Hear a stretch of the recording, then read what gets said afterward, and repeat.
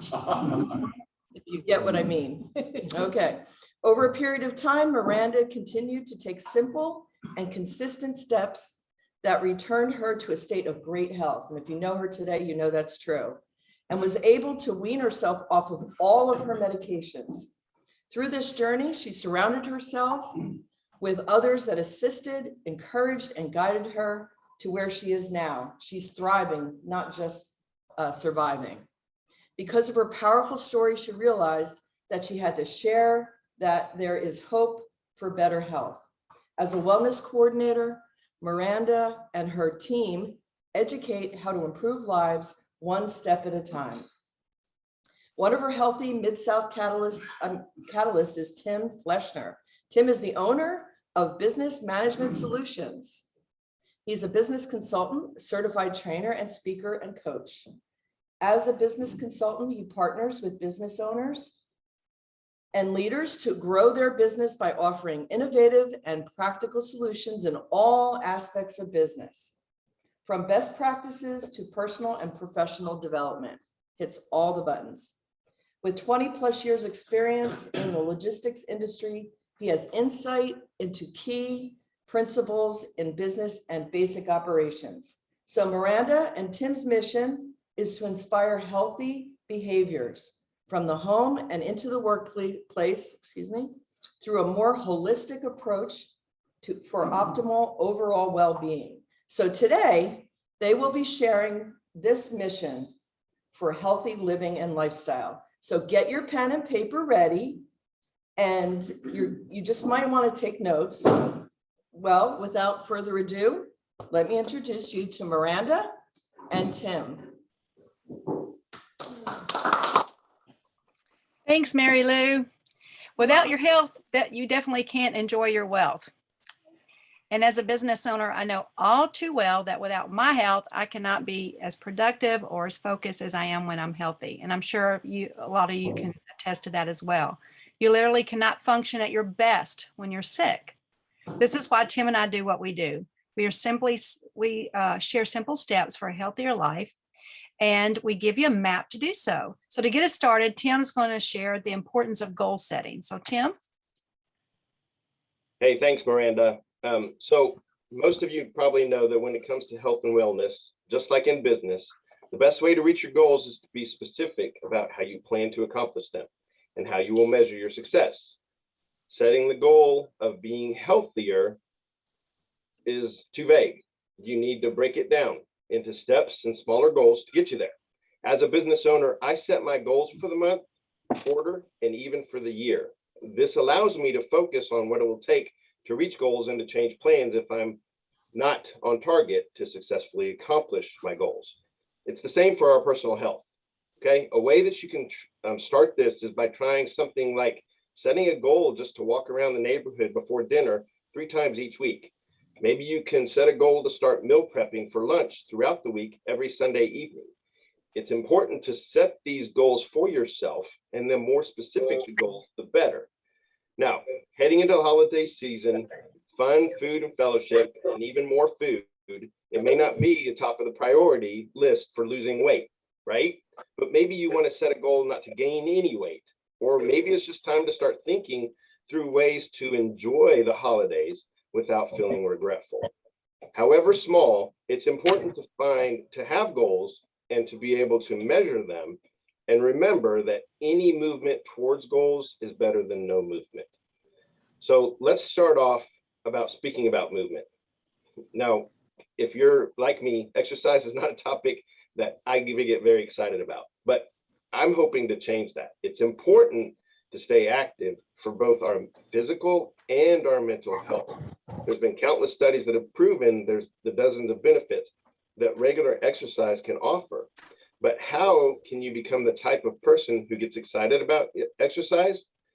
Well, start small.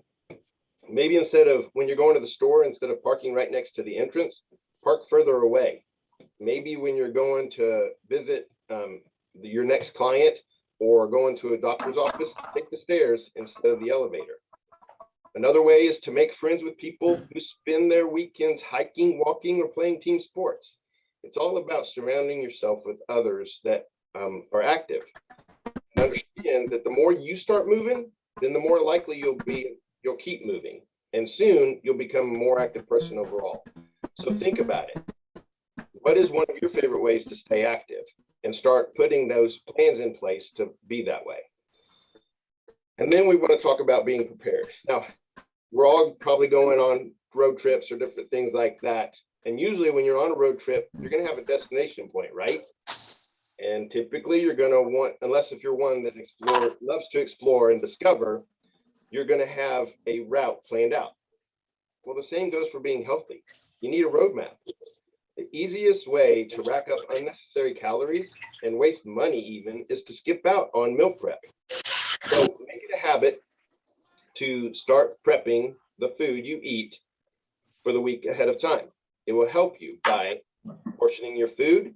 It helps you plan out meals that include healthy foods, and it's even going to save you money. Now, there's dozens of resources, websites, blogs that are dedicated to meal prepping. So do a search on the internet and it'll give you hundreds of ideas for budgets of all sizes. Again, it takes planning, but it's beneficial to prepare if you're just starting out on your health journey, or even if you've been doing this for a season. So Miranda, I hand it over to you.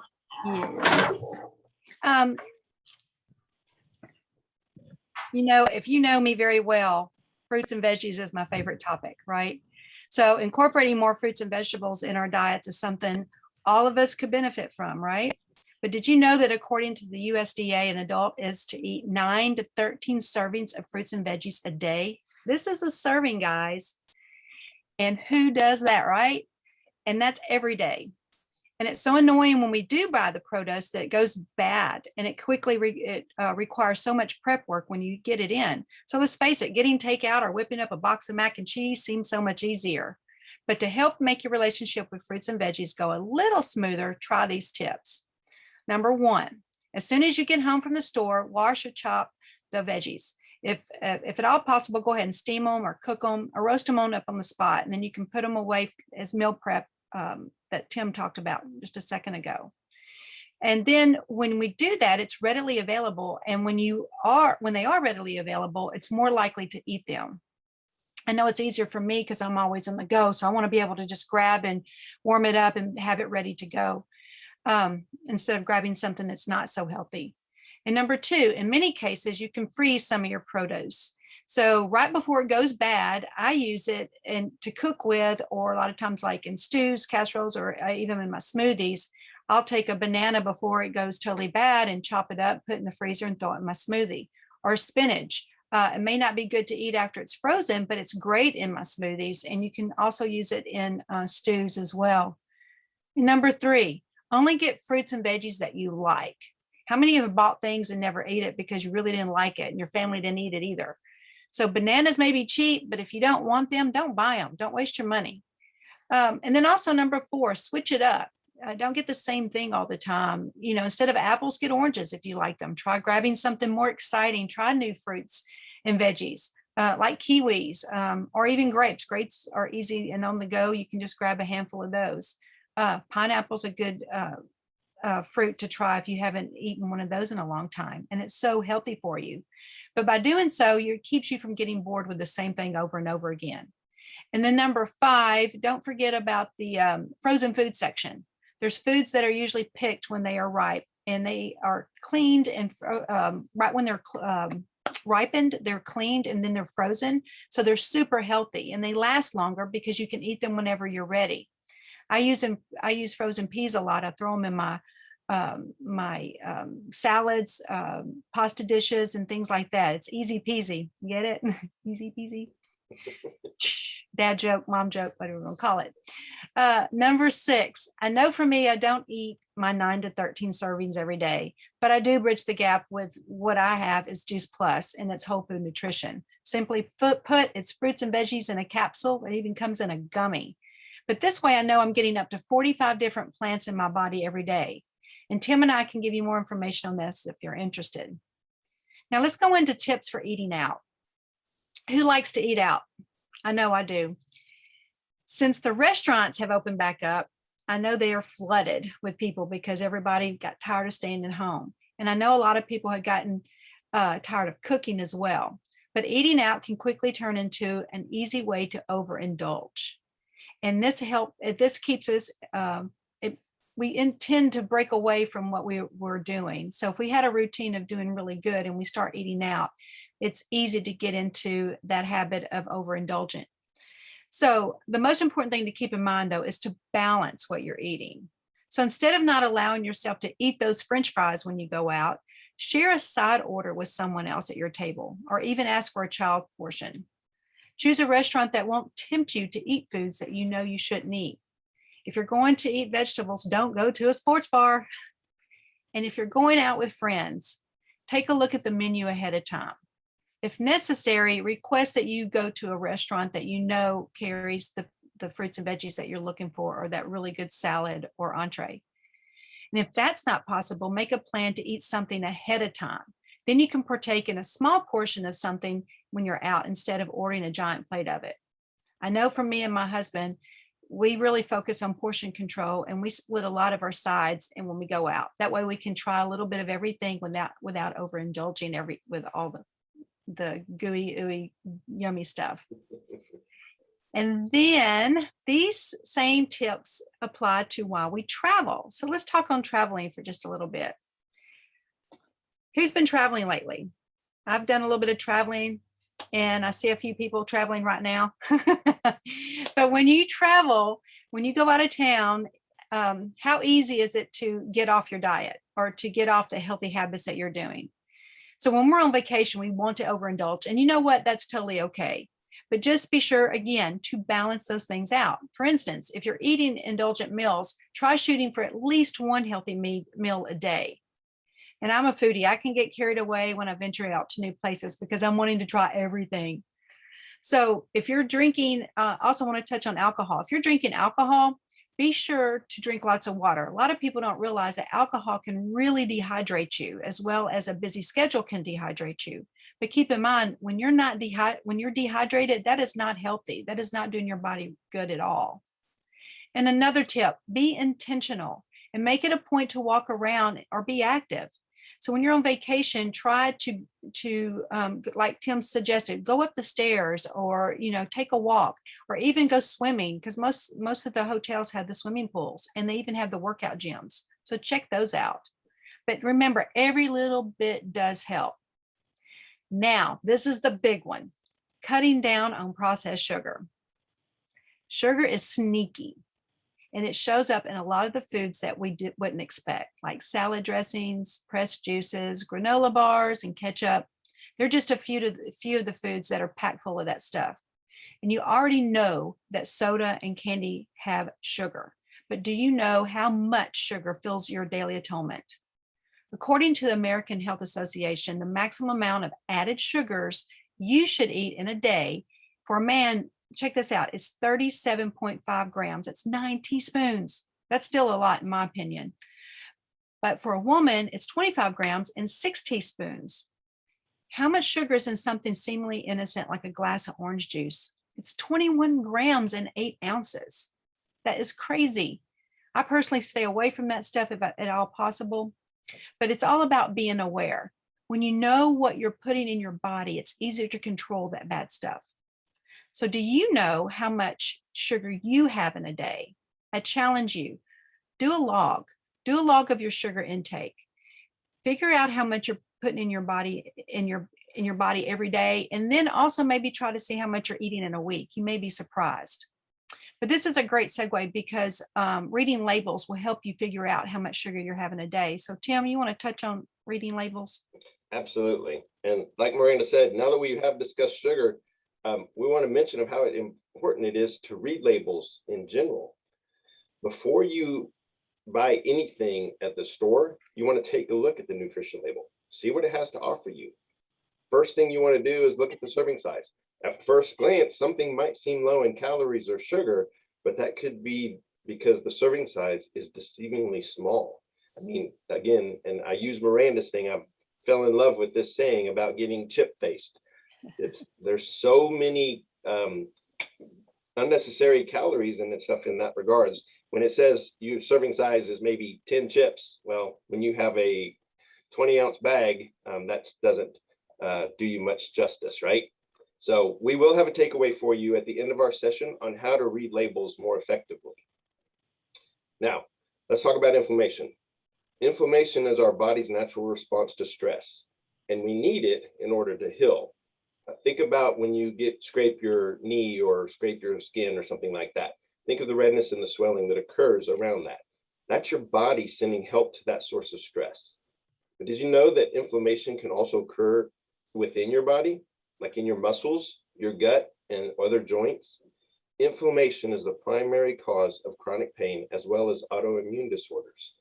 So to combat inflammation, you want to eat a cleaner diet, cut back on the sugar that actually feeds inflammation, and be sure to stay active within your limits. Tips we've discussed previously will assist in helping with this.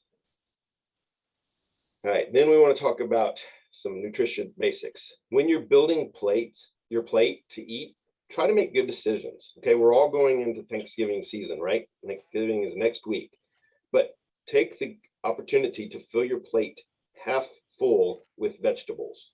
Keep your meat or your protein to the size of a deck of cards, and then fill the remainder of your plate with carbs. And this is just one layer, not like what we do at turkey dinner where we layer them, okay?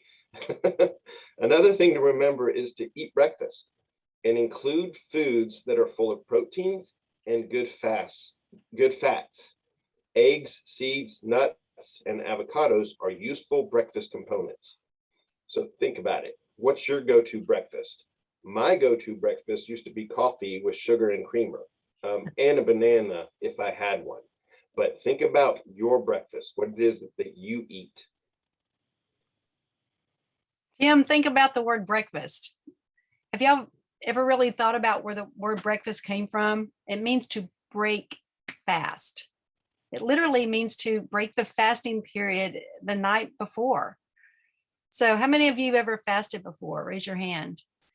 It's an interesting thing to look into, but simply put, it means you stop eating completely for almost a certain amount of time. It can be anywhere from 12 to 24 hours, and sometimes it continues for days at a time. But if you eat dinner at 6 p.m., let's say, nothing until breakfast at 6 the next morning, or 7, 8, 9, or 10, you naturally endure to fast, and that is so good for your gut. That's another topic for another day. But however, whether you're coming off a normal daily fast like I just described, or a longer intermittent fast, a nutritious, well-balanced breakfast like Tim described can give you energy and prevent you from eating too much throughout the rest of the day. So just keep in mind that whatever you eat will play a part of how your body will operate. Like I always say, every choice you make is an investment in you. So make it a good choice. Eating well and proportion control all starts with the mindset, knowing that doing good things for your body will only produce good things. Your food is your fuel. So Tim, let's go to the next slide. You want to take this? Yeah, absolutely. Thanks, Miranda, for that input. It's important to remember it's all intentional about what we do, right? All right, so negative thoughts. We all get hit with negative thoughts every now and then, right? Well, we need to stomp the ants. And no, I'm not talking about your mother or father, sister. I'm talking about those automatic negative thoughts.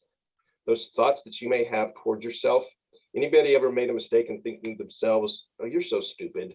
I can't believe you made such a stupid decision. How can you be so gullible? Anybody ever have those thoughts? Well, here's some ways to learn to stomp the ants. Write your thoughts down. If you don't already have a journal, get one, or just scribble your thoughts down on a notepad. Letting that stream of thoughts out of your head and onto paper helps you move past it. Letting negativity swim around in your head without an outlet will not help you. Or maybe you can talk about it. If you have a friend who you feel comfortable talking to, ask if they mind listening to you for a little while. If you prefer, seek out a mental health professional, but make sure you choose wisely who to share with. Find someone that you can trust.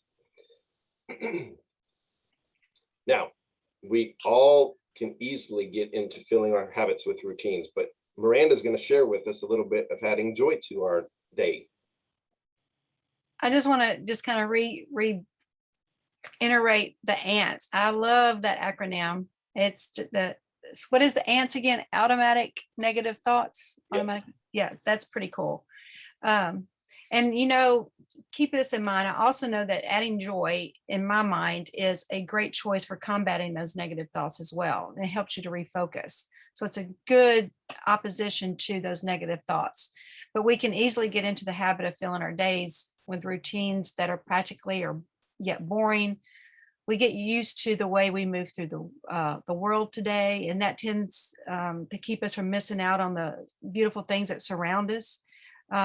To help solve this, take time throughout your day to stop and observe the surroundings.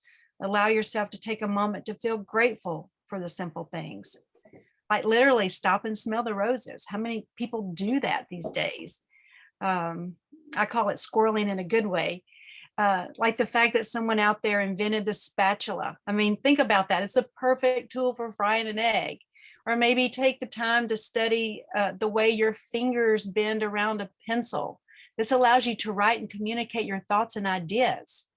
Or one helpful way to go about this exercise is to pretend for just a moment that you just inhabited your human body.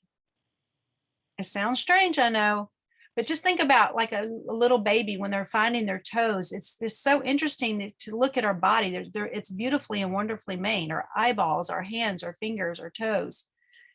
But let's go on to motivation.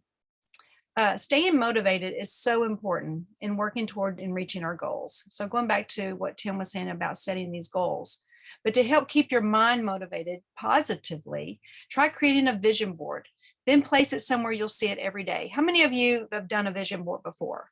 Because usually vision boards are used to help motivate personal and professional pieces of life, but they can literally be used to in your health aspects as well. So if you create a healthy vision board, fill it up with yummy, healthy foods that look tasty to you, or fresh vegetables, or a fresh glass of water, pictures of sunshine, the outdoors, other images that conjure up health and happiness.